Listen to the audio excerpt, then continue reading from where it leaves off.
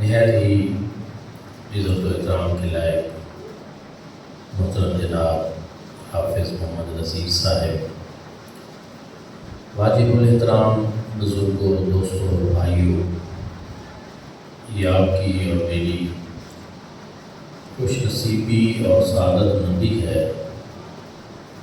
کہ اللہ رب العزت کے بابرکت گھر میں حضور سرور کائنات، فخر موجودات، نبی مکرم، شفیع معظم صلی اللہ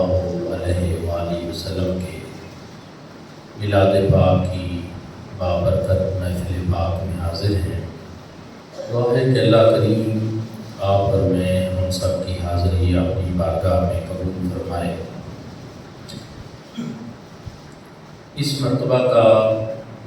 جو میلاد پاک ہے وہ اس لحاظ سے بھی ایک خصوصی اہمیت کا حامل ہے کہ کریم آقا علیہ السلام کی ولادت باسعادت کو 1500 سال ہو رہے ہیں۔ جب 1400 سال مکمل ہوئے تھے ابھی ہم دنیا میں نہیں تھے، اور جب 1600 سال مکمل ہوں گے تو تبھی شاید ہم اس دنیا میں نہ ہوں۔ یہ ایک خاص موقع ہے جو اللہ رب العزت نے ہمیں نصیب کیا۔ احباب ذکر حضور نبی پاک صلی اللہ علیہ وآلہ وسلم کا ذکر پاک، اور پھر اس میں بالخصوص حضور صلی اللہ علیہ وآلہ وسلم کی آمد کا ذکر، میلاد پاک کا ذکر، یہ اتنی اہمیت کا حامل ہے کہ اس کی تاریخ انسان کے وجود میں آنے سے بھی پہلے کی ایک چیز ہوتی ہے کہ جی اس کی تاریخ فلاں دور سے شروع ہوئی، لیکن یہ جو حضور علیہ السلام کی آمد کا تذکرہ ہے یہ انسان کے وجود سے بھی پہلے کا، عالم ارواح سے یہی تذکرہ شروع ہوا، اور پھر ہر دور میں انبیاء کرام حضور نبی کریم صلی اللہ علیہ وآلہ وسلم کی آمد کا تذکرہ کرتے رہے، ذکر کرتے رہے۔ اس بات کو آپ بڑی آسانی سے اس طرح سمجھ سکتے ہیں کہ جب کوئی بڑا اہم جلسہ ہونا ہو اور اس میں کسی بڑی اہم شخصیت نے تشریف لانا ہو، اشتہار پہلے چھپ جاتے ہیں، اعلانات پہلے ہونا شروع ہو جاتے ہیں، مختلف میٹنگز پہلے شروع ہو جاتی ہیں۔ یہ ساری چیزیں کیا ہوتی ہیں؟ یہ ذہن سازی کا ذریعہ ہوتی ہیں کہ فلاں ایک بڑی بلند ہستی، ایک بڑی شخصیت وہ تشریف لائیں گی، اور تاکہ آنے والے تیاری کر کے آئیں، ذہن بنا کر آئیں، ان کی آمد سے پہلے ہی ان کا تعارف ہو چکا ہو، ان کی عظمت و شان دلوں میں بیٹھ چکی ہو، اور پھر وہ مسند نشین ہوں، مسند صدارت پہ بیٹھیں، اور پھر جو وہ پیغام دیں، جو وہ دعوت دیں، لوگ اس کو اچھے طریقے کے ساتھ سنیں اور اس پر عمل کریں۔ تو یہی ہوا، اس بزم کائنات کو سجانے سے قبل اللہ رب العزت نے حضور نبی کریم صلی اللہ علیہ وآلہ وسلم کو سب سے پہلے نہیں بھیجا، پہلے جناب آدم علیہ السلام کو بھیجا، پھر جناب نوح علیہ السلام، درجہ بدرجہ وقت کے ساتھ ساتھ انبیاء کرام تشریف لاتے رہے۔ جو بھی آئے توحید کے پرچار کے ساتھ ساتھ، پہلا عنوان ان کا توحید ہی ہوتا تھا انبیاء کرام کا،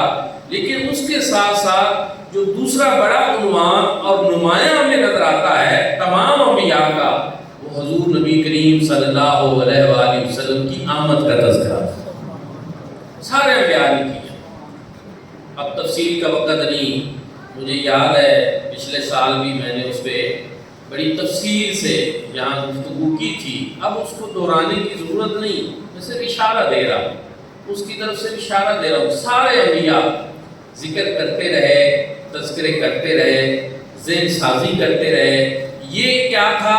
یہ ایک بڑا خاص اہتمام تھا اللہ رب العزت کی طرف سے. کس کے لیے؟ مصطفیٰ کریم صلی اللہ علیہ وسلم. اور کائنات نے اپنے اختتام کی طرف جانا تھا، دنیا نے اپنے عروج کی طرف جانا تھا. دنیا میں جتنے ادوار گزرے ہیں تاریخی طور پر اگر آپ ان کا مطالعہ کریں تو جتنی جدت آج ہے، جتنی ترقی آج ہے، جتنا عروج دنیا میں آج ہے، کیا آج سے کوئی 500 سال پہلے ایسا تھا؟ کیا خیال؟ کوئی 1000 سال پہلے ایسی ترقی تھی؟ اللہ رب العزت نے انتخاب یہ کیا کہ پہلے انبیاء کرام دنیا پہ جائیں اور اپنا اپنا رول ادا کریں، اپنی دعوت و تبلیغ کریں، لیکن اپنے محبوب کو ہم تب بھیجیں گے جب دنیا اپنے عروج کی طرف چلی جائے، جب سائنس اور ٹیکنالوجی کا زمانہ ہوگا، جب دنیا اپنے عروج پہ پہنچے گی تو پھر اس وقت ہم اپنے محبوب کریم صلی اللہ علیہ وآلہ وسلم کی جلوہ گری فرمائیں. حضور نبی کریم صلی اللہ علیہ وآلہ وسلم سے قبل تمام انبیاء لوگوں کو پیغام دیتے رہے، دعوت دیتے رہے کہ آج ہمارا کلمہ پڑھ لو، آج ہمارے اوپر ایمان لے آؤ. لیکن اگر حضور نبی کریم صلی اللہ علیہ وآلہ وسلم کی جلوہ گری ہو جائے تو پھر ہمارے کلمے کو چھوڑ دینا ہے، ہماری نبوت و رسالت کو چھوڑ دینا ہے، مصطفیٰ کریم صلی اللہ علیہ وآلہ وسلم کا کلمہ بھی پڑھنا ہے اور حضور کی غلامی بھی اختیار ہے. اسی سلسلہ میں حضور علیہ السلام کی ولادت باسعادت سے قریباً 550 سال قبل حضرت عیسیٰ علیہ السلام نے اپنے ماننے والوں کو جمع کیا اور جمع کر کے حضور نبی کریم صلی اللہ علیہ وآلہ وسلم کی بشارت سنائی. قرآن مجید فرقان حمید نے اس حقیقت کو بیان کیا کہ وَمُبَشِّرًا بِرَسُولٍ يَأْتِي مِن بَعْدِهِ اسْمُهُ احمد، کہ لوگوں میں تمہیں بشارت دیتا ہوں، خوشخبری سناتا ہوں ایک ایسے رسول کی جو میرے بعد آئے گا اور اس کا نام احمد ہو. ذرا محبت سے کہتے سبحان اللہ. اب تھوڑی سی آپ حضرات کی توجہ بھی درکار ہوگی کہ ایک تو جناب عیسیٰ علیہ السلام نے حضور علیہ السلام کی آمد سے قبل اپنے امتیوں کو جمع کیا اور ان کو بتایا کہ میں تمہیں بشارت دیتا ہوں، خوشخبری سناتا ہوں ایک ایسے رسول کی جو میرے بعد آئے گا اور اس کا نام بھی احمد. حضور نبی کریم صلی اللہ علیہ وآلہ وسلم کے 2 صفاتی نام ہیں، 2 ذاتی نام ہیں، باقی صفاتی ہیں. اللہ رب العزت کا بھی ایک نام ذاتی ہے اور باقی نام صفاتی ہیں. اللہ رب العزت کے جو مشہور نام ہیں عام طور پر ہم پڑھتے سنتے رہتے ہیں وہ کتنے ہیں؟ جی 99 ہیں. ماشاءاللہ اتنا پتہ ہے آپ کو. اب غور کریں، توجہ فرمائیں. اللہ رب العزت کا بھی ایک نام ذاتی ہے، باقی کیا ہے؟ صفاتی. 99 نام. یہ ہے کیوں؟ مثلا عام طور پر کوئی بندہ ہوتا ہے تو اس کا ایک ہی نام ہو جاتا ہے، لیکن اللہ رب العزت کی ذات کے کیا ہے؟ 99 نام ہیں. تو یاد رکھیں عرب دنیا میں کسی چیز کے ناموں کی کثرت یہ اس کی عظمت و شان کی دلیل ہوتی ہے. اللہ رب العزت کے بھی کثرت کے ساتھ نام ہیں. اسی طرح حضور نبی کریم صلی اللہ علیہ وآلہ وسلم کے نام بھی کثرت کے ساتھ 99 بھی ہیں، 200 بھی ہیں، 100 بھی ہیں. مختلف سیرت طیبہ اور حدیث کی کتابوں میں نام ہیں کثرت کے ساتھ ہیں، لیکن حضور علیہ السلام کے جو نام صحیح احادیث مبارکہ سے ثابت ہیں ان میں سے ذاتی نام حضور علیہ السلام کے 2 ہیں، ایک احمد اور ایک محمد صلی اللہ علیہ وسلم. حضرت جبیر بن مطعم رضی اللہ تعالیٰ عنہ بیان کرتے ہیں حضور نبی کریم صلی اللہ علیہ وآلہ وسلم نے ارشاد فرمایا اِنَّ لِي اسْمَاءَ، بے شک میرے کئی نام ہیں. یہ حضور علیہ السلام نے خود بیان فرمایا کہ بے شک میرے کئی نام ہیں، انا محمد ہو، میں محمد بھی ہوں، وانا احمد ہو، اور میں احمد بھی ہوں، وانا الحاشر ہو، اور میں حاشر بھی ہوں، الذی یحشر الناس علی قدمی، اور حاشر وہ ہوں کہ جس کے قدموں کے اوپر اللہ رب العزت میدان محشر کو سارے لوگوں کو جمع کر کے پھر ان کا حساب کتاب لے۔ تو پتہ ہی چلا کہ یہ جن کی بشارت حضرت عیسیٰ علیہ السلام نے دی وہ احمد کوئی اور نہیں، وہ ہمارے نبی پاک صلی اللہ علیہ وسلم۔ یہ آپ کا ہی نام نامی اس میں گرامی ہے۔ یہ میں اس لیے بیان کر رہا ہوں کیونکہ قرآن پاک میں یہاں پہ نام احمد آیا، 4 جگہوں پہ حضور علیہ السلام کا نام محمد آیا۔ اب اس بات کو سمجھنے کے لیے، آپ کے ذہنوں میں ڈالنے کے لیے کہ یہ کوئی 2 الگ الگ ہستیوں کے نام نہیں، یہ ایک ہی ہستی کا نام ہے، اور نام بھی وہ ہے کہ جس کی تصدیق خود مصطفیٰ کریم صلی اللہ علیہ وسلم نے فرمایا۔ پھر ایک اور چیز،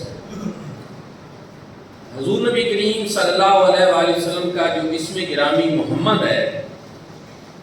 یہ حضور علیہ السلام کی پیدائش سے قبل بھی 7 اور شخص گزرے ہیں جن کا یہ نام تھا۔ 7 ایسے شخص گزرے ہیں حضور علیہ السلام کی ولادت باسعادت سے قبل بھی جن کا یہ نام تھا، لیکن یہ جو احمد نام ہے اس کائنات عالم میں حضور نبی کریم صلی اللہ علیہ وآلہ وسلم سے پہلے یہ نام کسی کا بھی نہیں تھا، اور یہ اس لیے اللہ رب العزت نے اس کو مخفی رکھا، اس کو چھپا کر رکھا، اور کوئی یہ نام رکھ ہی نہ سکا، تاکہ جب عیسیٰ علیہ السلام حضور نبی کریم صلی اللہ علیہ وآلہ وسلم کی بشارت دیں تو پھر یہ نہ ہو کہ کسی کا یہ نام ہو اور لوگوں کو التباس لازم آ جائے، لوگوں کو مشابہ لگ جائے، اور وہ یہ سمجھے کہ یہ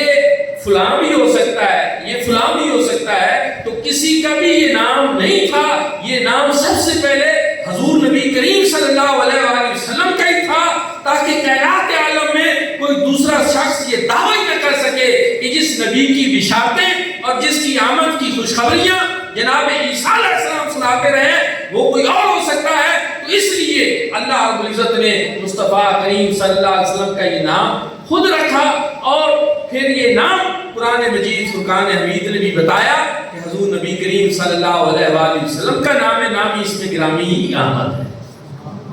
اور پھر یہ دعویٰ جو ہے نبوت اور رسالت کا کہ جس کی خوشخبریاں اور بشارتیں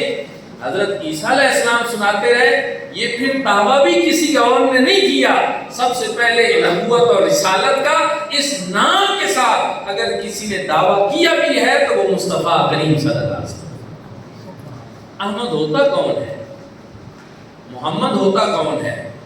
احمد کے معنی ہے احمد حامدین لربہ، سب سے زیادہ اپنے رب کی حمد کرنے والا وہ احمد ہوتا ہے۔ کائنات عالم کے اندر تمام انبیاء اور رسولوں سے بھی بڑھ کر، ملائکہ سے بھی بڑھ کر، تمام انسانوں سے بھی بڑھ کر، حجر و شجر سے بھی بڑھ کر اگر کسی نے اللہ کی حمد کی ہے تو وہ مصطفیٰ کریم صلی اللہ علیہ وسلم۔ اس وجہ سے یہ نام صرف وہ نام نہیں کہ جس طرح کوئی شخص ہوتا ہے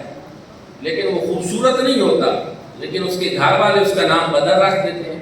کہ یہ بدر منیر ہے۔ ضروری نہیں کہ وہ بندہ دیکھنے میں بھی بدر منیر لگے، یعنی کئی مرتبہ نام تو ہوتے ہیں لیکن وہ خصوصیت اس میں نہیں پائی جاتی۔ یاد رکھو میرے آقا کا یہ جو نام ہے یہ صرف نام نہیں ہے، بلکہ اللہ کی حمد کرنے والے سب سے زیادہ اگر ہیں اور کسی میں وہ خصوصیت ہے تو وہ مصطفیٰ کریم صلی اللہ علیہ وسلم۔ نام بھی ایسا جو اسم با مسمى ہو، جس میں وہ خصوصیات بھی موجود ہوں۔ اب ایک چیز اور، پھر اللہ رب العزت کا کرم بھی دیکھیں کہ جو سب سے زیادہ حمد کرتا ہے پھر اس پہ کرم یہ ہوتا ہے کہ اس کو محمد بنا دیا جاتا صلی اللہ علیہ وسلم۔ جو احمد ہوتا ہے پھر وہ محمد بن جاتا ہے، محمد جب بنتا ہے صلی اللہ علیہ وآلہ وسلم تو پھر کیا ہوتا ہے؟ اس کی تعریف کیا ہے؟ اس نام کا جو ہے وہ تعارف کیا ہے؟ تو فرمایا کہ الذی یحمد حمدا بعد حمد مرتا بعد مرت، کہ محمد وہ ہوتا ہے کہ پھر جس کی بار بار تعریف کی جائے۔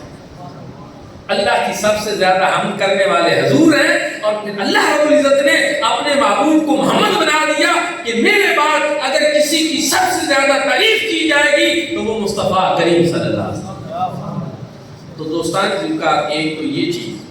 کہ حضور نبی کریم صلی اللہ علیہ وآلہ وسلم ہی وہ ہستی پاک ہیں کہ جن کی بشارتیں جناب عیسیٰ علیہ السلام حضور کی آمد سے قبل دے رہے ہیں۔ تھوڑا سا میں اس تناظر میں بھی کہ آج کل بعض لوگ عجیب سی باتیں سوشل میڈیا پہ کرتے ہیں، میں صرف توجہ دلانے کے لیے آپ کی زیادہ اس پہ بات نہیں کرتا کہ عیسائیوں کی کچھ اپنی طرف سے من گھڑت باتیں کر کے لوگوں کو پریشان کرتے ہیں حضور نبی کریم صلی اللہ علیہ وآلہ وسلم کے حوالے سے۔ اہل سنت کا طریقہ کیا ہے، ہمارے بزرگوں کا طریقہ کیا تھا کہ ہم یہ دیکھتے ہیں کہ ہر وہ بات لوگوں کو بتائی جائے کہ جس میں حضور نبی کریم صلی اللہ علیہ وآلہ وسلم کی عظمت و شان میں اضافہ ہو، عظمت و شان بلند ہو۔ اور وہ کیا ہے؟ وہ یہ ہے کہ قرآن پاک بھی یہ بیان کر رہا ہے کہ حضرت عیسیٰ علیہ السلام حضور نبی کریم صلی اللہ علیہ وآلہ وسلم کی آمد کی خوشخبریاں سناتے رہے، بشارتیں سناتے رہے، لیکن اس بات کی تصدیق انجیل بھی کر رہی ہے۔ انجیل بھی یہی کہتی ہے۔ اس میں ایک بات اور آپ ذہن نشین کر لیں کہ انجیل 4 آسمانی کتابوں میں سے ایک کتاب ہے، تورات، زبور، انجیل اور قرآن مجید۔ قرآن مجید اور انجیل کا فرق کیا ہے؟ انجیل اپنی اصلی حالت میں نہیں ہے، اس میں تحریف ہو چکی ہے، جس نے جب چاہا اس میں اضافہ کر دیا، جب چاہا اس میں کمی کر دی۔ عیسائی دنیا کے پاس آج بھی انجیل کے جو نسخے ہیں وہ ایک نہیں ہے یا 2 نہیں ہیں۔ آج بھی عیسائی دنیا میں 5 انجیلیں جو ہیں وہ بڑی مقدس سمجھی جاتی ہیں، 5 مختلف نسخے ہیں اور ایک دوسرے سے وہ جو ہے جدا ہیں، ان میں جو باتیں لکھی ہوئی ہیں وہ مختلف ہیں، تو ایک نہیں ہے۔ یہ خصوصیت بھی الحمدللہ مسلمانوں کی ہے۔ اللہ نے ہمیں جو کتاب دی ہے، پوری دنیا کے مسلمانوں کے پاس اگر کتاب ہے، آسمانی کتاب ہے، تو وہ قرآن مجید ایک ہی کتاب ہے۔ انجیلیں ایک نہیں ہیں، انجیلیں 5 اب موجود، لیکن ویسے انجیل کی کہانی اس پہ تو پھر بہت بات لمبی ہو جائے گی اگر میں بتاؤں۔ یہ اصل مسئلہ ہے عیسائیوں کو قرآن پاک سے۔ یہ سنتے ہیں نا آپ قرآن کو جلا دیتے ہیں جی، نفرت کا مظاہرہ کرتے ہیں، اس وجہ سے کہ وہ قرآن مجید فرقان حمید کے سامنے جب اپنی کتاب کو دیکھتے ہیں، اس کی حالت دیکھتے ہیں، اس پہ اپنے فرقوں کے اختلافات دیکھتے ہیں عیسائیوں کے، تو پھر ان کو سوائے نفرت کرنے کے پھر اور کچھ نہیں ملتا۔ یا تو یہ ہے کہ وہ اس حقیقت کو قبول کر لیں، اس حق کو قبول کر لیں، لیکن جب انسان حق سے اعراض برتے تو پھر وہ بخلاہٹ کا شکار ہو جاتا ہے اور اسی طرح کی حرکتیں کرتا ہے کہ وہ قرآن پاک کو جلا دیتے ہیں، اس کے خلاف پروپیگنڈے کرتے ہیں، لیکن اس کا مقابلہ وہ نہیں کر سکتے۔ 5 انجیلیں، انجیل یوحنا، انجیل متی، انجیل لوکا، انجیل مرقس اور انجیل برنباس۔ اگرچہ ایک وقت عیسائیت میں ایسا بھی آیا کہ 700 کے قریب انجیلیں ان کے پاس تھیں جن کو انہوں نے نظر آتش کروا دیا، لیکن انجیلوں میں کیا ہے کہ تحریف کرنے کے باوجود، ان میں بہت کچھ مٹانے کے باوجود، بہت کچھ اضافے کرنے کے باوجود، اب میری رب کی شان دیکھیے، مصطفیٰ کریم صلی اللہ علیہ وآلہ وسلم کی عظمت کا انداز دیکھیے کہ جب رب چاہتا ہے اپنے محبوب کے ذکر کو بلند کرنا تو کوئی جتنا بھی کوشش کر لے پھر یہ مٹائے نہیں مٹتا، یہ ختم نہیں ہوتا۔ مٹ گئے، مٹتے ہیں، مٹ جائیں گے آدھا تیرے، نہ مٹا ہے نہ مٹے گا کبھی چرچا تیرا، ورفعنا لک ذکرک کا ہے سایہ تجھ پر، ذکر اونچا ہے تیرا، بول ہے بالا تیرا۔ اب اللہ رب العزت جس کے ذکر کو بلند کرنا چاہے، کوئی مٹائے تو کتنا مٹا سکتا ہے؟ آج کل کی موجود عیسائیوں کے پاس انجیلوں میں بھی مصطفیٰ کریم صلی اللہ علیہ وآلہ وسلم کا ذکر پاک موجود ہے، حضور کی شانیں موجود ہیں، حضور کی عظمتیں موجود ہیں۔ حضرت عیسیٰ علیہ السلام کیا کہتے ہیں؟ انجیل یوحنا میں ہے، حضرت عیسیٰ علیہ السلام نے اپنے عیسائیوں کو کہا کہ مصطفیٰ کریم صلی اللہ علیہ وآلہ وسلم جو میرے بعد نبی آئیں گے وہ تمہارے مددگار ہوں گے، اور بائبل کا جو حاشیہ ہے اس پہ لکھا ہوا ہے کہ وہ تمہارے وکیل اور شفیع ہوں گے، یہ لکھا ہوا ہے۔ اور پھر حضرت عیسیٰ علیہ السلام کہتے ہیں کہ ان کی شان کا عالم یہ ہوگا کہ میں اپنے آپ کو اس قابل بھی نہیں پاتا کہ میں ان کی جوتی کے تسمے کھول سکوں۔ حضرت عیسیٰ علیہ السلام نے کہا میں اپنے آپ کو اس قابل بھی نہیں پاتا کہ میں اس نبی کے جوتی کے تسمے کھول سکوں، ان کی شان، ان کی عظمت اور مقام اتنا زیادہ بلند ہے۔ یہ انجیل یوحنا میں، لیکن انجیل برنباس جو ہے اس کے اندر کیا ہے کہ جب حضور نبی کریم صلی اللہ علیہ وآلہ وسلم کے میلاد کی رات آئی، میلاد النبی صلی اللہ علیہ وسلم کی جب رات آئی، اب بھی آئے گی نا، جب میلاد کی رات آئی تو حضرت عیسیٰ علیہ السلام نے اپنے ماننے والوں کو کہا آؤ آج سارے اکٹھے ہو جاؤ،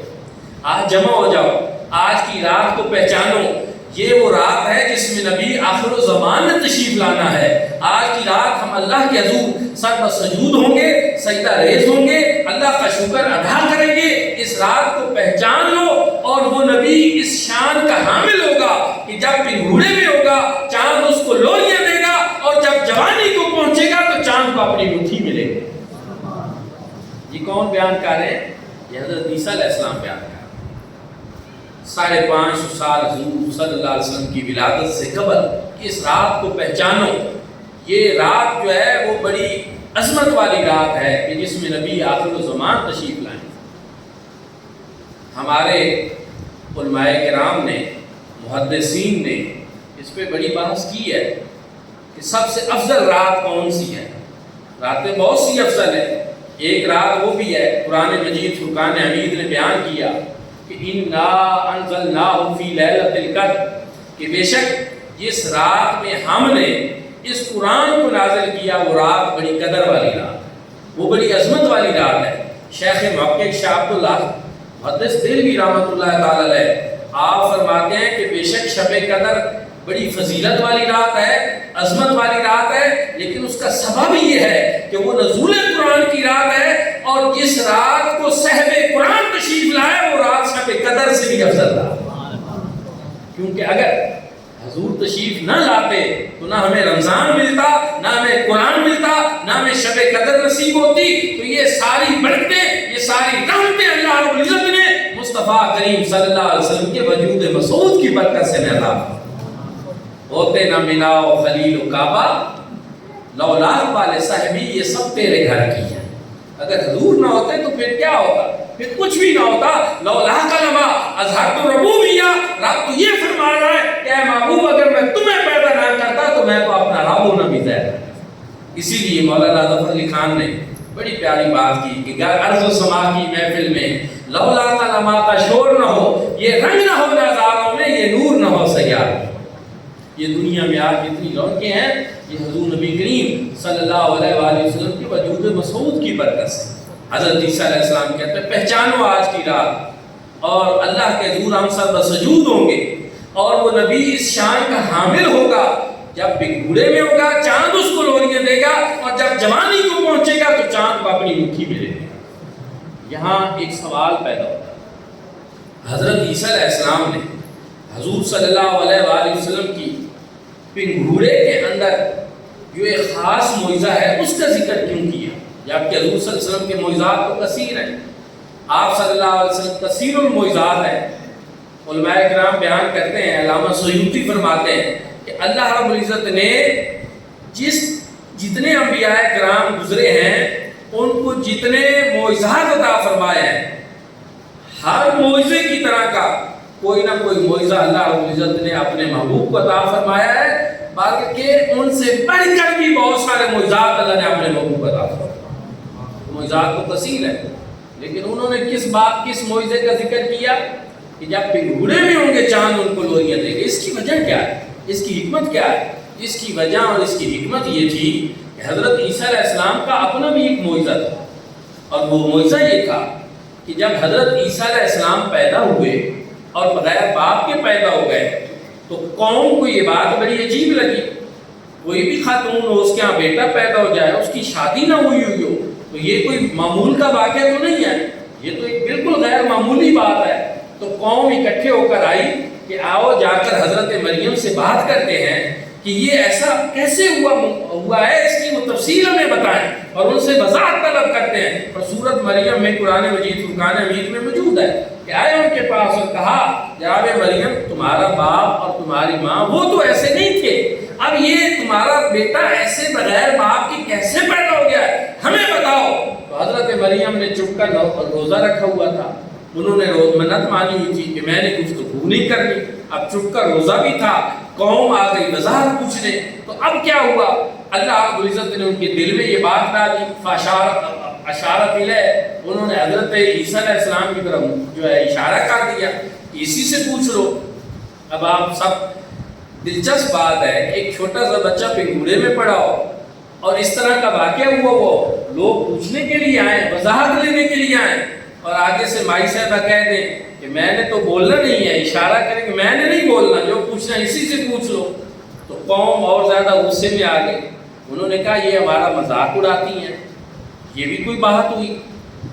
خود ہمیں بتائیں کہ کیا معاملہ، آپ چھوٹے سے بچے جو پنگوڑے میں پڑا ہے ہم اس سے کیا پوچھیں؟ ایک بات اور کہ دنیا بھر میں لوگ یہی سمجھتے ہیں کہ جو پنگوڑے میں ہوتا ہے وہ اپنے آنے کی وضاحت نہیں کر سکتا۔ کوئی بھی ہو، کسی کے گھر بچہ پیدا ہو جائے، دنیا میں سب لوگ یہی سمجھتے ہیں کہ پنگوڑے میں جو بچہ بڑا ہوتا ہے، چاہے وہ چند روز کا ہو، چند ماہ کا ہو، وہ اپنے آنے کی وجہ نہیں بیان کر سکتا کہ میرا باپ کون ہے، میری ماں کون ہے، میں کیسے پیدا ہوا ہوں۔ تو یہی سمجھا جائے گا کہ ہمارے ساتھ مذاق کیا جا رہا ہے، ہمارا مذاق اڑایا جا رہا ہے۔ قوم ناراض ہو کر جب واپس جانے لگی تو حضرت عیسیٰ علیہ السلام پنگوڑے میں اٹھ بیٹھے، دائیں ہاتھ کی ایسے ٹیک لگا لی، بائیں ہاتھ سے ان کو بلایا کہ آؤ میں تمہیں بتاتا ہوں۔ حالانکہ قوم نے کہا قالوا کیف نکلم من کان فی المہد صبیا، انہوں نے کہا کہ ہم اس سے کیسے کلام کریں جبکہ یہ تو پنگوڑے میں پڑا ہوا ایک بچہ ہے، یہ ہمیں کیسے بتائے گا کہ میں کیسے پیدا ہوا ہوں، میرا باپ کون ہے؟ لیکن حضرت عیسیٰ علیہ السلام نے ان کو بلایا اور بلا کر ان کو بتایا بھی صحیح، اور بتایا کیا؟ قرآن مجید فرقان حمید سورۃ مریم میں اس حقیقت کو بیان کر رہا ہے۔ قال انی عبد اللہ آتانی الکتاب وجعلنی نبیا، فرمایا آؤ میں تمہیں بتاتا ہوں میں اللہ کا بندہ بن کر آیا ہوں، اللہ رب العزت نے مجھے کتاب بھی عطا کی ہے اور منصب نبوت سے بھی سرفراز کیا۔ نعرہ تکبیر، نعرہ رسالت، نعرہ تحقیق، میلاد مصطفیٰ۔ اسی آیت کریمہ میں بہت سارے مسائل ہمیں سمجھ میں آ جائیں گے۔ ایک تو پتہ یہ چلا کہ دنیا بھر کے بچے جب پنگوڑے میں ہوتے ہیں نہ وہ اپنا تعارف کرا سکتے ہیں، نہ وہ اپنا مقام اور مرتبہ بتا سکتے ہیں، نہ اپنی بعد والی زندگی میں ان کی ڈیوٹی کیا ہوگی، ان کا کام کیا ہوگا، وہ کچھ بھی نہیں بتا سکتے۔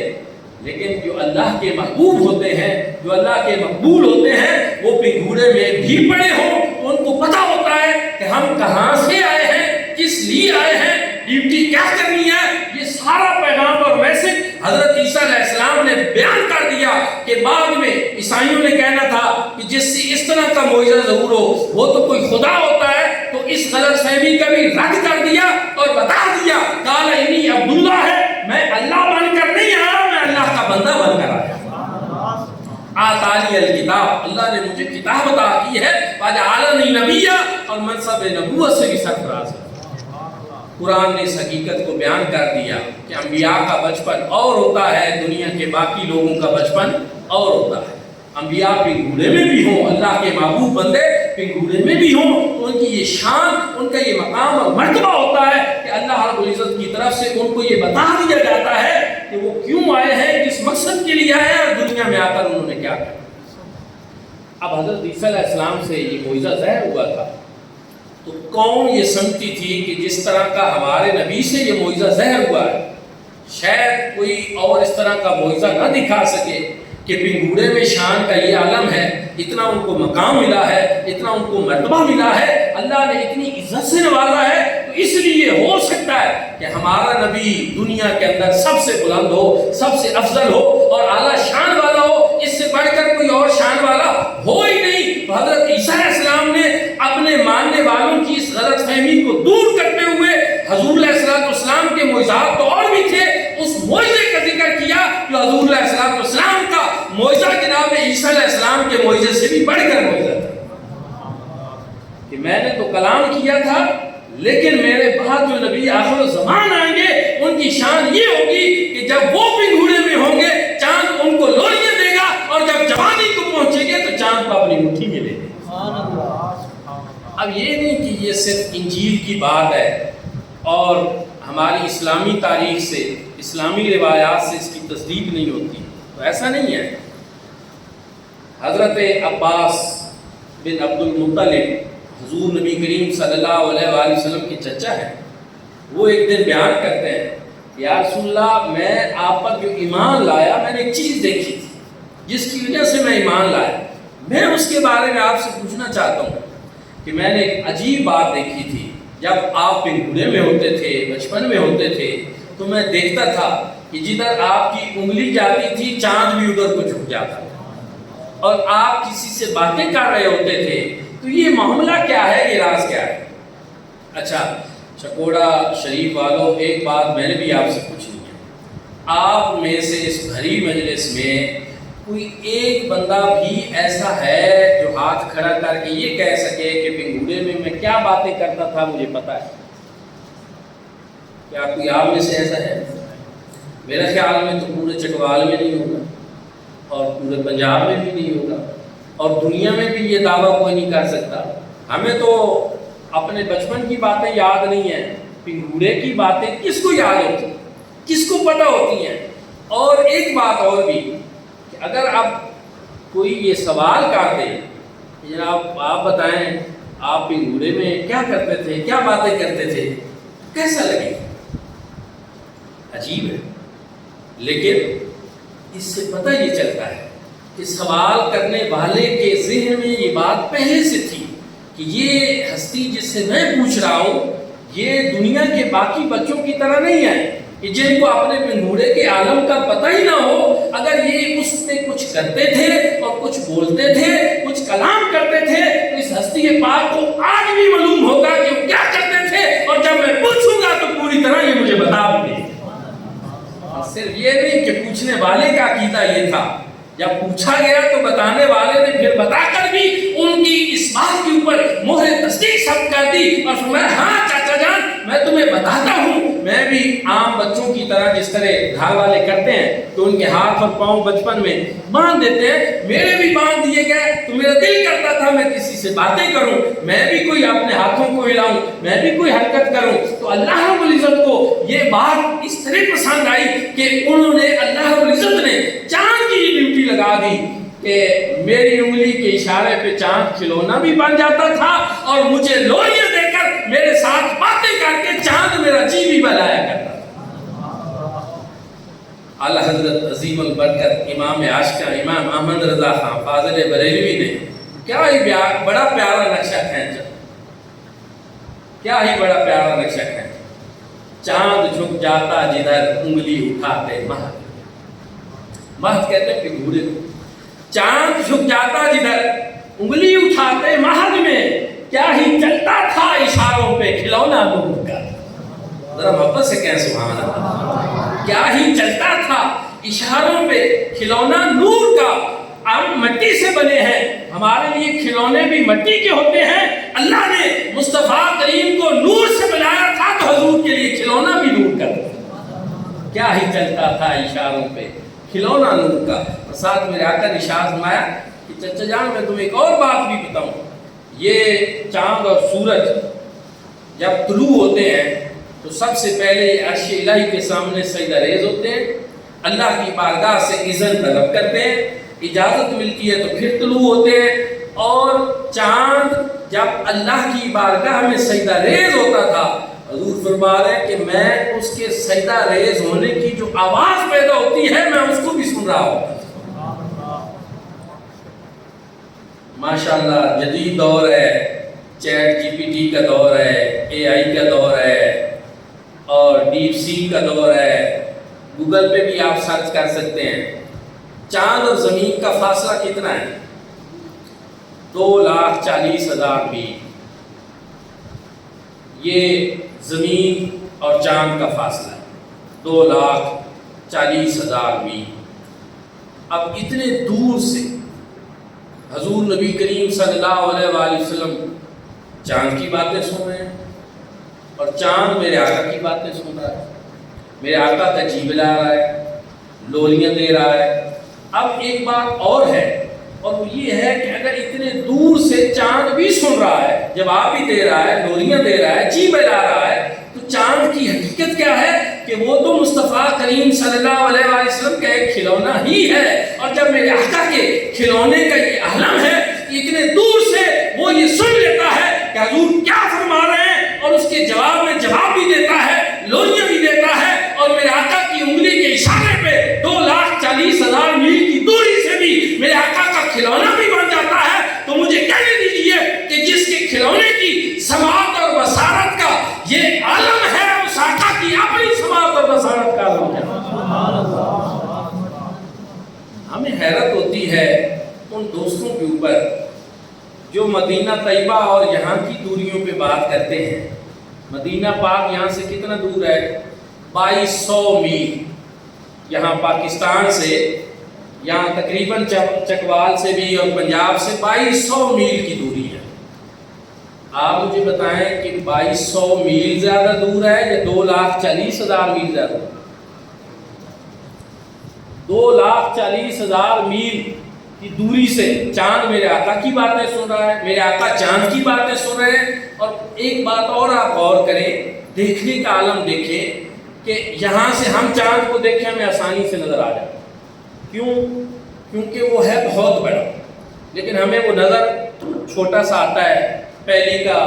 مزید چھوٹا ہوتا ہے۔ لیکن جب ہم 14ویں کے بدر کمال کو دیکھتے ہیں، بدر منیر ہوتا ہے، مکمل چاند ہوتا ہے، ماہ تمام، تو کیا لگتا ہے کہ یوں لگتا ہے جیسے وہ میرے کلاوے میں آ جائے، اتنا چاند ہوتا ہے۔ لیکن وہ چاند جو ہے جب اتنی دوری پہ ہوتا ہے تو اتنا بڑا ہونے کے باوجود ہمیں چھوٹا نظر آتا ہے۔ لیکن اگر کوئی چاند پہ پہنچ جائے اور وہاں سے زمین کو دیکھے تو کیا یہ اتنی بڑی زمین نظر آئے گی؟ اسی طرح کیا خیال؟ چھوٹی نظر آئے۔ جیسے چاند بہت بڑا ہے لیکن وہ ہمیں چھوٹا نظر آتا ہے۔ زمین سے اگر کوئی چاند پہ چلا جائے، وہاں سے زمین کو دیکھے تو زمین چھوٹی نظر آئے گی، اور زمین میں سے پھر پاکستان کو دیکھے یا سعودیہ کو دیکھے وہ مزید چھوٹا نظر آئے گا، اور سعودیہ میں سے پھر اگر وہ مکہ کو خاص کر لے تو یہ تو وہی بات ہے نا، جیسے ہم کمپیوٹر میں چیزوں کو گوگل میپ پہ زوم کرتے ہیں، ریڈیوس کرتے ہیں، یہ وہی والی صورتحال ہے، مزید چھوٹا ہو جائے گا۔ مکہ، شہر مکہ جو ہے یوں کہہ لیں کہ دیکھنے میں وہاں سے وہ اس طرح ہمیں شہر نظر ہی نہ آئے، پورا شہر مکہ بھی، پورا سعودی عرب بھی۔ پھر اس شہر مکہ میں جناب سیدہ آمنہ رضی اللہ تعالیٰ عنہ کا دولت قدہ، پھر اس دولت قدے میں پھر ایک پنگوڑا، اور اس پنگوڑے میں مصطفیٰ کریم صلی اللہ علیہ وآلہ وسلم کی جلوہ گری اور حضور اللہ صلی اللہ علیہ وسلم کی انگلی مبارک۔ اتنے دور سے، اتنے دور سے، اتنے دور سے جو حضور کا کھلونا چاند ہے، وہ پوری دنیا میں کتنے بچے انگلیاں ہلا رہے ہوں گے اپنے اپنے پنگوڑے میں، کتنے لوگوں کی انگلیاں ہل رہی ہوں گی، لیکن چاند کسی اور کی انگلی پہ نہ کھلونا بنتا ہے نہ ناچتا ہے۔ لیکن جب مصطفیٰ کریم صلی اللہ علیہ وآلہ وسلم کی انگلی مبارک شہر مکہ میں جناب سیدہ آمنہ کی کٹیا میں اور وہاں پنگوڑے میں ہلتی ہے تو چاند بھی سمجھ آتا ہے کہ اب میں نے اس کی تابعداری کرنی ہے اور اس پہ کھلونا بننا ہے۔ تو جب میرے آقا علیہ الصلوۃ والسلام کے ایک کھلونے کے شعور، بصیرت اور بصارت کا یہ عالم ہے، تو میرے آقا کی اپنی بصارت کا عالم کیا ہوگا؟ دوستان ذکر یہ عجیب سی باتیں لوگ کرتے ہیں، حالانکہ غور کرنا چاہیے کہ حضور نبی کریم صلی اللہ علیہ وآلہ وسلم تمام مخلوقات کے نبی ہیں اور رسول ہیں، تمام مخلوقات کے، اور حجر و شجر، یہ آسمان کا چاند، سورج، ستارے سب جانتے ہیں کہ حضور نبی کریم صلی اللہ علیہ وآلہ وسلم کا حکم ہم نے ماننا ہے، اس کو سمجھنا ہے، اور سارے حضور نبی کریم صلی اللہ علیہ وآلہ وسلم کے حکم کے پابند ہیں۔ اللہ نے ان کو یہ پابند کیا ہوا ہے، تو حضرت عیسیٰ علیہ السلام نے اسی لیے اپنی قوم کو یہ بتایا کہ بے شک میرا معجزہ بڑا ہے، میں پنگھوڑے میں تھا اور میں نے قوم سے کلام کیا تھا، لیکن مجھ سے بڑھ کر ایک ایسا نبی آخر الزمان آئے گا کہ جب وہ پنگھوڑے میں ہوگا چاند اس کو لوریاں دے گا، اور جب جوانی کو پہنچے گا تو چاند کو اپنی مٹھی میں لے لے گا۔ یہ بھی ان کا اس معجزے کی طرف اشارہ تھا کہ جب جوانی میں پہنچ کر مصطفیٰ کریم صلی اللہ علیہ وآلہ وسلم نے انگلی اٹھائی تو چاند کے 2 ٹکڑے بھی کر دیے۔ اعلیٰ حضرت عظیم البرکت اسی لیے کہتے ہیں کہ آپ بیان کرتے ہیں سورج الٹے پاؤں الٹے، چاند ہو اشارے سے چار، اندھے نہیں دیکھ لے قدرت رسول اللہ۔ یہ اختیارات اللہ نے مصطفیٰ کریم صلی اللہ علیہ وآلہ وسلم کو عطا فرمائے۔ ایک اور مسئلہ بھی اسی سے حل ہو گیا کہ پورا سال ہم نماز کی تبلیغ کرتے ہیں، الحمدللہ ہم اعمال صالحہ کی تبلیغ بھی کرتے ہیں، لوگوں کے حقوق کی بات بھی کرتے ہیں، مختلف چیزیں ہم بیان کرتے رہتے ہیں، لیکن جب ربیع الاول کا مہینہ آتا ہے تو اہل سنت بطور خاص حضور نبی کریم صلی اللہ علیہ وسلم کے میلاد کی باتیں کرتے ہیں، میلاد کے وقت جو معجزات ظاہر ہوئے تھے ان کی باتیں کرتے ہیں کہ کیسر و کسریٰ کے 14 کنگرے گر گئے، فارس کا آتش کدا جس میں سینکڑوں سال سے آگ جل رہی تھی وہ بجھ گیا، شیطان جو ہے وہ رونے لگا، چیخنے چلانے لگ گیا، بیت اللہ شریف سجدے کو جھک گیا، اور بیت اللہ میں پڑے ہوئے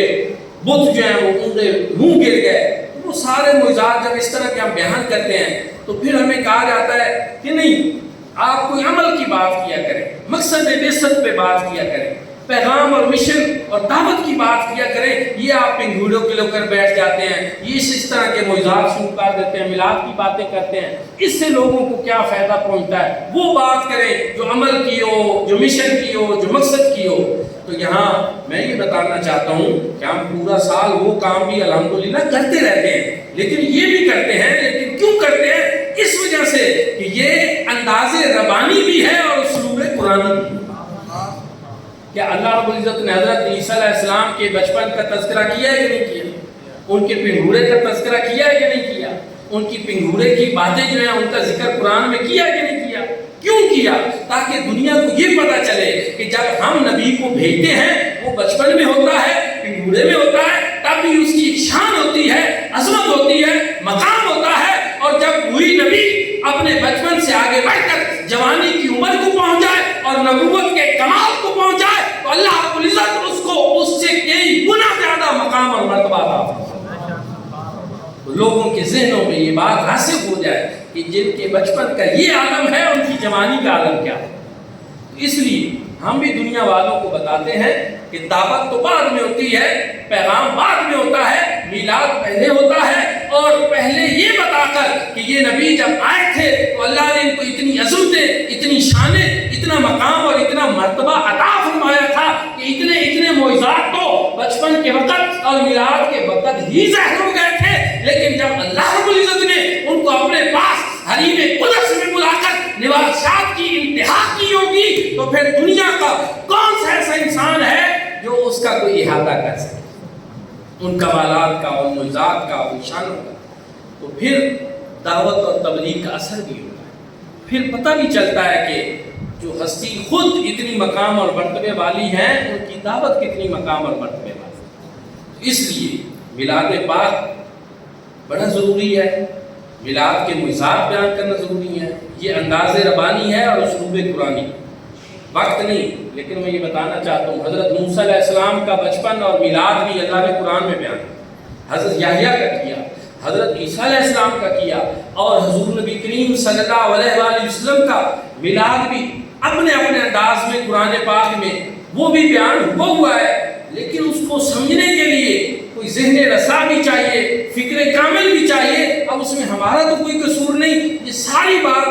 عرض کرنے کا مقصد کسی کا دل جلانا مقصود نہیں، کسی کو ٹیس کرنا مقصود نہیں، بلکہ یہ دعوت دینا مقصود ہے کہ آؤ سارے مل کے مصطفیٰ کریم کا میلاد، حضور کی آمد کی خوشیاں منائیں، کہ جس کی آمد سے قبل جناب عیسیٰ علیہ السلام 550 سال قبل اپنے لوگوں کو جمع کر کے یہ کہہ رہے ہیں کہ آج کی رات کو پہچان لو، ہم اللہ کے حضور سر بسجود ہوں گے، سجدہ ریز ہوں گے اور اللہ کا شکر ادا کریں گے کہ یہ وہ رات ہے جس میں نبی آخر الزمان میں تشریف لائے۔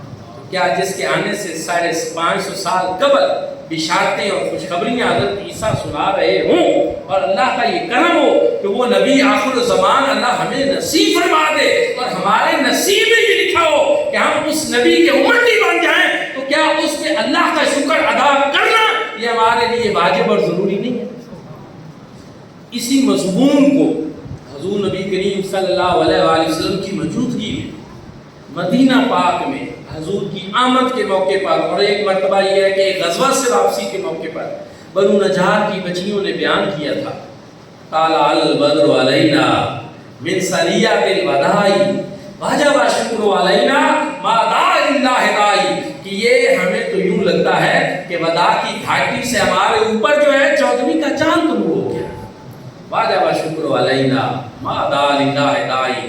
اللہ کا شکر ادا کرنا ہمارے اوپر واجب ہے جب تک اللہ کو پکارنے والا پکارتا رہے۔ مطلب یہ ہے کہ جب تک مسجد کی آذان کی آواز میں اللہ اکبر کی صدا گونجتی رہے، ہمارے لیے ضروری ہے کہ ہم اللہ کا شکر ادا کریں۔ کہ آج ہمارے کانوں میں یہ اللہ اکبر کی صدا گونج رہی ہے اور اس کا ہمیں شعور بھی ہے کہ یہ صدا ہے کیا، کہ یہ سارا مصطفیٰ کریم صلی اللہ علیہ وسلم کی آمد کی برکت ہے، یہ حضور کا صدقہ ہے، ورنہ اللہ نہ کرے ہم کسی بت کو سجدہ ریز ہو رہے ہوتے، ورنہ اللہ نہ کرے ہم کسی چاند اور سورج کی پوجا کر رہے ہوتے، ہم کسی گائے کی پوجا کر رہے ہوتے۔ یہ کون ہے کہ جس کے آنے سے ہمیں یہ عرفان ملا کہ ہم نے نہ کسی بت کو پوجنا ہے، نہ کسی پتھر کو پوجنا ہے، نہ چاند اور ستاروں کی پرستش کرنی ہے، جھکنا ہے تو ایک پروردگار عالم کی بارگاہ میں، سجدہ کرنا ہے تو ایک اللہ رب العزت کو سجدہ کرنا ہے۔ یہ میرے آقا کے آنے سے ہمیں عرفان ذات نصیب ہوا، رب کی پہچان نصیب ہوئی، اللہ رب العزت کی معرفت نصیب ہوئی، اور جس ہستی کے ذریعے سے اللہ نے ہمیں اپنی پہچان کرائی، تو اللہ رب العزت کی وہ محبوب ہستی ہمارے لیے اس کا شکر ادا کرنا اتنا ضروری ہے کہ جب بھی ہمیں موقع ملے ہم اللہ کی بارگاہ میں 100 بار شکر ادا کریں کہ یا اللہ تیرا بڑا شکریہ کہ جس نے ہمیں اپنا ایسا محبوب عطا فرمایا، کہ جس نے ہمیں ظلمت کی وادیوں سے نکال کر ہدایت کی روشنیوں کے اوپر گامزن کیا۔ اسی لیے ہے کہ طلع البدر علینا من ثنیۃ الوداع وجب الشکر علینا ما دعا للہ داعی، ہم اللہ کا شکر ادا کرتے رہے جب تک کہ اللہ رب العزت کو پکارنے والا پکارتا ہے۔ تو اس لیے میلاد پاک اظہار تشکر کا نام ہے، میلاد پاک ذکر نعمت کا نام ہے، تحدیث نعمت کا نام ہے، اور یہ مجموعہ ان چیزوں کا یاد رکھیں۔ یہ میلاد کی محفل ہو، جلوس ہو، کوئی روزہ رکھ لے، کوئی نوافل پڑھے، یہ ساری چیزیں تشکر نعمت، تذکر نعمت اور تحدیث نعمت، یہ ان کا مجموعہ ہے، اور یہ تینوں چیزیں قرآن مجید فرقان حمید سے ثابت ہیں۔ اللہ رب العزت نے ارشاد فرمایا لئن شکرتم لازیدنکم، اگر تم شکر ادا کرو گے تو میں تمہیں اور زیادہ دوں گا، واشکروا لی ولا تکفروا، میرا شکر ادا کرو، میری ناشکری نہ کرو۔ اب مجھے بتائیں کہ دنیا کی ہر نعمت کے اوپر جب اللہ کا شکر ادا کرنا لازم ہے، تو دنیا کی ساری نعمتوں میں جو سب سے بڑی نعمت ہے، جو نعمت عظمیٰ ہے، وہ تو مصطفیٰ کریم صلی اللہ علیہ وسلم۔ تو پھر تشکر نعمت بھی ضروری، تذکر نعمت، فاذکروا آلاء اللہ لعلکم تفلحون، میری نعمتوں کو یاد کرو تاکہ میں تمہیں دنیا و آخرت کی کامیابی سے ہمکنار کروں۔ تذکر نعمت کرو، نعمتوں کو یاد کرو۔ اب نعمتوں کو یاد کرنا ہے تو پھر وہی بات کہ جہاں دنیا کی اور نعمتیں ہیں، ماں باپ نعمت ہے، اولاد نعمت ہے، اللہ نے بہت سی نعمتوں سے نواز رکھا ہے، سب سے بڑی نعمت کون ہے؟ حضور نبی کریم صلی اللہ علیہ وسلم۔ پھر ان کا ذکر ضروری ہے، سب سے زیادہ ضروری ہے۔ تذکر نعمت بھی قرآن کا درس ہے، وہ بھی اسی سے ثابت ہو گیا۔ تیسری چیز ہے تحدیث نعمت، کہ نعمت ملے نا تو منہ نہ بسور لیا کرو، پریشان ہو کر بیٹھ نہ جایا کرو، بلکہ کیا کیا کرو؟ قرآن یہ کہتا ہے کہ اس کا چرچا کیا کرو، اما بنعمت ربک حدث، تحدیث نعمت کیا کرو، اللہ کی نعمتوں کا چرچا کیا کرو۔ تو آپ مجھے بتائیں کہ یہ میلاد پاک کا سلسلہ کہ ہم جمع ہوئے اللہ کے حضور، ہم بھی سر سجود بھی ہو رہے ہیں، اللہ رب العزت کی بارگاہ میں جو ہے ہدیہ تشکر بھی بجا رہے ہیں اور ہدیہ تذکر بھی کر رہے ہیں، اللہ کی نعمتوں کا ذکر بھی کر رہے ہیں اور تحدیث نعمت بھی کر رہے ہیں کہ میرے مالک تیرا بڑا شکریہ کہ تو نے ہمیں اپنا محبوب بتا۔ دنیا میں ہر کوئی اپنے محبوب کو چھپا لیتا ہے، یہ میرا رب ہے کہ جس نے اتنا کرم کیا، دنیا میں ہر چیز دوسرے کو لوگ دے دیتے ہیں لیکن محبوب نہیں دیا جاتا۔ محبوب سے جو محبت کرے وہ رقیب بن جاتا ہے، وہ دشمن سمجھا جاتا ہے۔ پوری دنیا میں کوئی کسی کے محبوب سے محبت کرے تو وہ رقیب ہوتا ہے، رقیب دشمن ہوتا ہے، لیکن یہ میرے رب کا کرم ہے کہ اللہ رب العزت نے اپنا محبوب ہمیں عطا فرما کر اس بات کی اجازت بھی عطا فرما دی کہ سب سے بڑھ کر اگر کسی سے محبت کرنی ہے تو میرے مصطفیٰ کریم سے محبت۔ اسی لیے فرمایا لقد من اللہ علی المؤمنین اذ بعث فیہم رسولا، تحقیق میں نے مومنوں پر احسان کیا ہے کہ اپنا رسول ان میں بھیجا۔ اس لیے یہ سارے سلسلے جو ہیں یہ بڑے ضروری ہیں۔ حضور نبی کریم صلی اللہ علیہ وآلہ وسلم ایک بات میں بڑے درد مند دل کے ساتھ کروں گا کہ ہم ایک لحاظ سے کائنات کے سب سے خوش قسمت ترین لوگ، اللہ نے ہمیں حضور نبی کریم صلی اللہ علیہ وسلم کو مفتی بنایا، کلمہ پڑھنا نصیب، سب سے خوش قسمت ترین، لیکن ایک لحاظ سے ہم بڑے بدقسمت ہیں، اور وہ یہ ہے کہ پوری دنیا کے اندر جو ہستی انقلاب لانے کے لیے آئی تھی، پوری دنیا کو بدلنے کے لیے، دنیا کی محرومیوں کے خاتمے کے لیے، شرف انسانیت بحال کرنے کے لیے، اور پورا ایک چارٹر، یہ نہیں کہ ایک بندہ آتا ہے میں نوشہرے سے چلا ہوں اور یہاں آ کر میں بیٹھ گیا اور مجھے کوئی پتہ نہیں کہ میں نے آپ کو کیا بتانا ہے، اور آپ بھی آ کر بیٹھ گئے اور ہم سب ایسے ہی بیٹھ گئے، بس نہیں، ہر چیز کا ایک مقصد، ایک چیز انتہائی ہوتی ہے، بلا تشبیہ و بلا تمثیل۔ کریم آقا علیہ الصلوۃ والسلام دنیا میں آئے ہیں تو ایسے نہیں آئے، پورا چارٹر، پورا پیکج، پوری تیاری، ایک پوری کتاب، ایک اس کی تفہیم کے لیے اور اس کو دنیا کے اندر اس کتاب کا جو آئین ہے اس کو نافذ کرنے کے لیے ایک پوری جماعت بھی تیار کی، افراد تیار کی، اور پھر 1000 سال پوری دنیا پر ہماری حکومت بھی رہی ہے۔ ساری زندگی ہم مسلمان ایسے نہیں رہے کہ جیسے اب فلسطین میں ہمیں مارا جا رہا ہے، غزہ میں ہمیں مارا جا رہا ہے، کشمیر میں ہمیں مارا جا رہا ہے، افغانستان کے اندر جو ہے امریکہ نے کچھ عرصہ پہلے جو کر دیا، عراق میں ہوا، لیبیا میں ہوا، شام میں ہوا، جو آج ہم دیکھ رہے ہیں یہ تو 100 سالہ قصہ ہے بھائی۔ اس سے پہلے بھی 14 صدیاں گزر چکی ہیں نا، 1500 سال ہو رہے ہیں حضور نبی کریم صلی اللہ علیہ وسلم کی میلاد پاک کو، کبھی پڑھ لینا۔ 1000 سال اسی دنیا پر